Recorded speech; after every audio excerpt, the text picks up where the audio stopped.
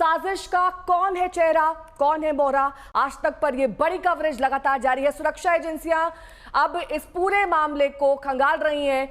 शक की सुई अब ब्लास्ट वाली कार में मौजूद मोहम्मद उमर के करीब 3.5 घंटे के कालखंड पर अटक गई है। कल दोपहर 3:19 पर लाल किले के पास सुनहरी मस्जिद के पास की पार्किंग में उमर ने अपनी कार पार्क की थी और शाम 6:48 पर वो कार लेकर पार्किंग से निकला। 4 मिनट बाद ही कार में धमाका हो गया।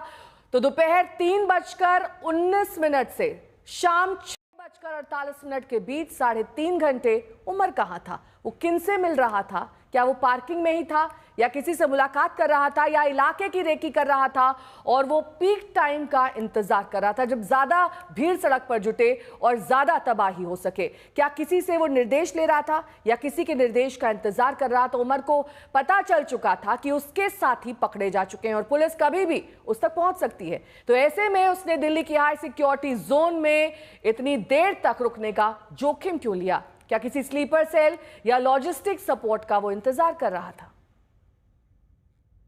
3 तस्वीरें आपके सामने हैं जिसमें प्रधानमंत्री आज भूटान में कहते हुए नजर आए कि षड्यंत्रकारियों को नहीं बख्शा जाएगा, जांच चल रही है और पूरी रात वो अधिकारियों के संपर्क में थे। वहीं दिल्ली ब्लास्ट की जांच तेज है। एनआईए, एनएसजी तमाम टीम्स रात से ही वहां पर मौके पर मौजूद हैं। फोरेंसिक्स एक्सपर्ट्स भी वहां पर हैं जो सबूतों को खंगाल रहे हैं। वहीं गृह मंत्री की उच्च स्तरीय बैठक जिसमें कई आला अधिकारी मौजूद रहे वो अब से कुछ ही देर पहले हो चुकी है। इस बीच बड़ी खबर आपको बता दें, दिल्ली ब्लास्ट की जांच की सुई आतंकी उमर पर ही अटक गई है जो सफेद रंग की i20 कार चला रहा था और उसकी तस्वीर कई सीसीटीवी में कैद हुई है। लाल किले के पास 3.5 घंटे वो क्या कर रहा था, क्योंकि 3:19 से लेकर शाम 6:48 तक उमर एक्शन में नहीं था। वो कहां था, किसका इंतजार कर रहा था, किससे निर्देश ले रहा था, ये तमाम सवाल अभी इन्वेस्टिगेशन का विषय हैं।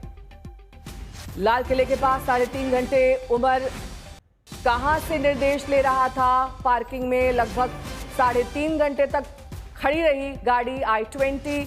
पार्किंग से निकलने के 4 मिनट बाद ही धमाका हो गया। दोपहर 3:19 पर पार्किंग में एंट्री होती है। वो लगभग 6:48 पर पार्किंग से निकलता है। शाम 6:52 पर कार में धमाका हो जाता है और 6:55 पर इसकी रिपोर्ट हो जाती है, जिसके बाद दमकल की गाड़ियां वहां पर पहुंच जाती हैं। अब आपको इसके बाद ये भी बता दें कि अरविंद ओझा हमारे साथ और जानकारी के साथ जुड़ गए हैं। अरविंद, मेरी कल जब आपसे बात हो रही थी तो मेरा तीसरा या चौथा सवाल आपसे ये था कि किस तरीके से इस ब्लास्ट के तार फरीदाबाद में जो मॉड्यूल एक्सपोज हुआ उससे जुड़े हुए हैं। अब उस बारे में क्या डिटेल्स आ रही हैं, क्योंकि अब लगभग काफी समय बीत चुका है और पुलिस इस पर जानकारी दे सकती है। बिल्कुल क्लियरिटी है। देखिए, आधिकारिक तौर पर कोई बयान तो यहाँ नहीं आया है, लेकिन जो सूत्र हैं उन्होंने आज तक को देर रात इस बात की पुष्टि कर दी थी कि लाल किले के पास कार में जो i20 कार में जो बम धमाका हुआ है उसके तहत फरीदाबाद और जम्मू कश्मीर का जो आतंकी मॉड्यूल बस्ट हुआ है उससे जुड़े हुए हैं। और फरीदाबाद में जब छापेमारी हुई थी उस दौरान जो एक आतंकी था जिसका नाम डॉक्टर उमर मोहम्मद था, वो मौके से फरार हो गया था और उसकी तलाश की जा रही थी। तकरीबन 12 घंटे हुए थे जब तलाशी की जा रही थी और देर शाम मैं आपको तस्वीर दिखाने की कोशिश करता हूं उस जगह पर। इस जगह पर ये लाल किले के ठीक एंट्री गेट पॉइंट पर यहाँ पर उमर मोहम्मद जो i20 कार है वो लेकर आता है और फिर यहीं पर धमाका हो जाता है। हाई इंटेंसिटी का ये ब्लास्ट था, इस वजह से एजेंसियों के जो होश है वो उड़ गए हैं। अब सवाल ये भी उठ रहा है कि क्योंकि जब ये उमर मोहम्मद एब्सकॉन्डिंग था सुबह 8:04 पर वो फरीदाबाद से बदरपुर बॉर्डर से एंट्री करता है दिल्ली में। उसके बाद वो कहा जाता है उसका कोई ट्रेस नहीं मिलता, लेकिन उसके बाद 3:19 के लगभग लाल किले के ठीक पीछे साइड पर सुनहरी मस्जिद के पास एक पार्किंग है, वहां पर गाड़ी पार्क करता है। उसके बाद 6:48 पर वो कार से i20 कार से आता है और जहां इस वक्त मैं मौजूद हूं इसी रूट से वो आता है सामने की तरफ से। अगर आप देखेंगे तो आगे से लेफ्ट कट पे सुनहरी मस्जिद की तरफ जो पार्किंग है वो जाता है रास्ता और यहां से फिर स्ट्रेट जाता है। और अगर देखेंगे तो लाल किले के सामने यहां पर कोई कट नहीं, उसके बाद आगे से यू टर्न लेकर वो ठीक सामने उस जगह पर जो पोस्ट है पुलिस पोस्ट उस जगह पर आता है और वहां पर i20 कार में जोरदार धमाका हो जाता है। कल देर रात पूछताछ हुई है। उमर मोहम्मद जो i20 कार चला रहा था अभी तक एजेंसियों का कहना है कि इस धमाके में उसकी मौत हो गई है। उसका जो बॉडी पार्ट्स है, मेरे दो सवाल यहाँ पर आपसे हैं, DNA अरविंद। जो कहा जा रहा है कि दो उसके असिस्टेंट थे जिन्होंने पूरे ब्लास्ट में उसकी मदद करी, वो वहीं पर मौके पर ही मौजूद थे या फिर वो किसी से निर्देश ले रहा था, इस पर क्लैरिटी दीजिए। आपने बताया कि उसका स्टार्टिंग पॉइंट फरीदाबाद था, तो क्या उसको वहां पर पुलिस की जो दबिश थी उसका अंदाजा लग गया था, उससे पहले वो वहां से निकल गया? और जो दो डॉक्टर्स कल पकड़े गए, क्या उनकी निशानदेही पर एक आईबी का फेलियर हम माने? क्योंकि कई सारे ऐसे इनपुट्स होते हैं जब आप पूछताछ करते हैं फोन से, फोरेंसिक से, तमाम अन्य जो सबूत मिले होंगे उनसे, क्या डॉक्टर उमर का जिक्र नहीं हुआ? देखिए, डॉक्टर उमर का जिक्र था और डॉक्टर उमर के बारे में आज तक इंडिया टुडे को भी जानकारी कल दोपहर में ही मिल गई थी। आज तक ने खबर भी बताई थी कि एक डॉक्टर जो आतंकी मॉड्यूल का हिस्सा है वो फरार चल रहा है। उसकी तलाश जो फरीदाबाद पुलिस, जम्मू कश्मीर पुलिस को है और इसी वजह से बड़ा सर्च ऑपरेशन फरीदाबाद में चलाया जा रहा था।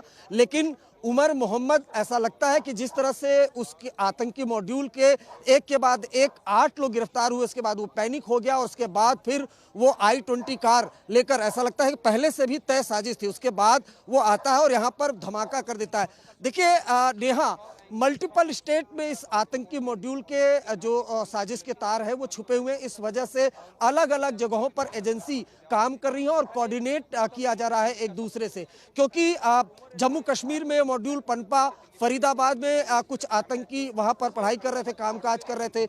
एक उत्तर प्रदेश के सहारनपुर का रहने वाला जो महिला डॉक्टर शाहीन शहीद है, वो लखनऊ की रहने वाली, लेकिन वो भी पढ़ाई कर रही थी। तो मल्टीपल स्टेट में इस साजिश के तार जुड़े हुए हैं। इस वजह से अलग अलग स्टेट में फिलहाल एविडेंस कलेक्ट किए जा रहे हैं, लेकिन तस्वीर साफ है कि एक आतंकवादी हमला था और विस्फोटक काफी ज्यादा था, हाई और जानकारी मैं लूंगी आपसे अरविंद, लेकिन इस बीच दिल्ली ब्लास्ट से जुड़ी 4 तस्वीरें हम आपको दिखा देते हैं। जिस जगह धमाका हुआ वहां पुलिस का भारी जमावड़ा इस वक्त मौजूद है। फोरेंसिक टीम सबूत इकट्ठा करती हुई दिखाई दे रही है, तो साजिश के आका तक पहुंचने के लिए डॉग स्क्वाड की भी मदद ली जा रही है। धमाके में साजिश के तार जैश तक जुड़ते दिखाई दे रहे हैं, क्योंकि जानकारों के मुताबिक कार से इस तरह के धमाके का तरीका जैश का ही है। दिल्ली ब्लास्ट की साजिश का पुलवामा कनेक्शन भी सामने आया है। शुरुआत 6 नवंबर को सहारनपुर के डॉक्टर आदिल की गिरफ्तारी से हुई। उसके खुलासे पर फरीदाबाद से डॉक्टर मुजम्मिल को पकड़ा गया। मुजम्मिल के घर से विस्फोटकों का जखीरा मिला। साथ ही फरीदाबाद से मुजम्मिल की सहयोगी महिला डॉक्टर की गिरफ्तारी हुई। इसके बाद ही शाम को लाल किले के बाहर धमाका हुआ। धमाके वाली कार चला रहा आतंकी डॉक्टर उमर पुलवामा का रहने वाला है। इस बीच बड़ी खबर आपको बता दें, दिल्ली से सटे फरीदाबाद से खबर है, जहां पर दिल्ली पुलिस की टीम ने अल फलाह यूनिवर्सिटी में जांच कर रही सीसीटीवी कैमरा चेक कर रही है। दिल्ली पुलिस, क्राइम ब्रांच और पुलिस की टीम अभी भी यूनिवर्सिटी के अंदर मौजूद है। कल ही फरीदाबाद में विस्फोटकों का एक जखीरा बरामद हुआ था। जिस डॉक्टर मुजम्मिल के घर यह बरामदगी हुई वो यहीं तैनात था, यानी कि यूनिवर्सिटी से पुलिस कई अहम सुराग तलाश रही है। वहां का सीसीटीवी फुटेज पुलिस ले रही है, जिससे इस आतंकी के मूवमेंट्स का पता चल सके। अल फलाह यूनिवर्सिटी में इस वक्त फरीदाबाद पुलिस की मौजूदगी है। अरविंद ओझा मेरे सहयोगी जुड़े हुए हैं तमाम जानकारी के साथ। अरविंद, ये प्रोसीजर तो कल भी चल रहा था, अल फलाह यूनिवर्सिटी कल भी पुलिस गई थी। कल किस तरह के सबूत थे और आज किस तरह के एडिशनल सबूत की तलाश है?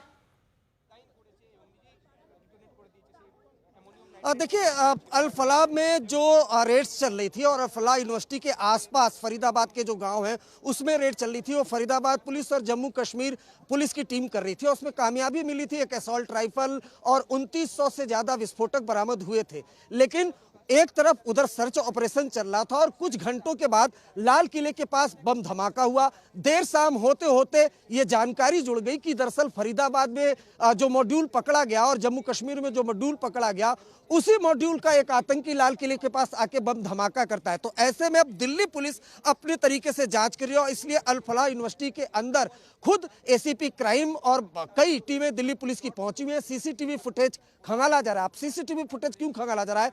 कौन लोग इस यूनिवर्सिटी में आते थे, मुजम्मिल से कौन कौन लोग मिलता था, किस किस तरह से मुलाकात होती थी, ये तमाम चीजें, और क्या कोई संदिग्ध है, खास तौर से डॉक्टर उमर मोहम्मद, क्या वो अल फलाह यूनिवर्सिटी में आता था और आता था तो किससे मिलता था? क्योंकि अब जो मेन किरदार दिल्ली पुलिस के लिए कम से कम है वो डॉक्टर उमर मोहम्मद है। तो क्या उसकी अल फलाह यूनिवर्सिटी में एंट्री थी, नहीं थी, ये तमाम एविडेंस सीसीटीवी फुटेज के जरिए। मैं लौटूंगी आपके पास, कई सवाल हैं जो इस वक्त मिलने बाकी हैं।